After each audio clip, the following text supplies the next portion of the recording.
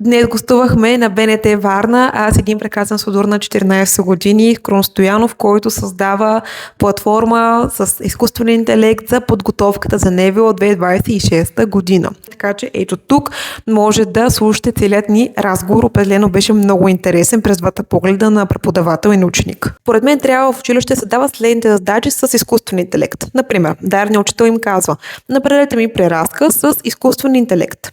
Това е първото нещо. Второ нещо, открийте ми 3 грешки, които AI е направил.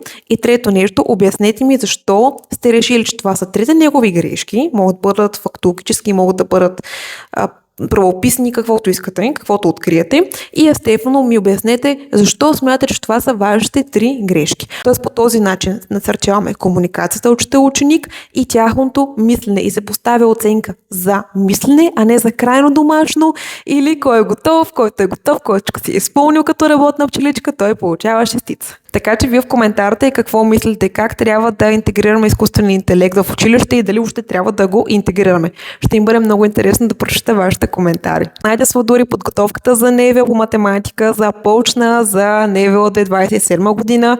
Това е номер за записвания. Аз съм Хели от Хели Академи и пожелавам прекрасен меден ден, слънчеви бомбончета!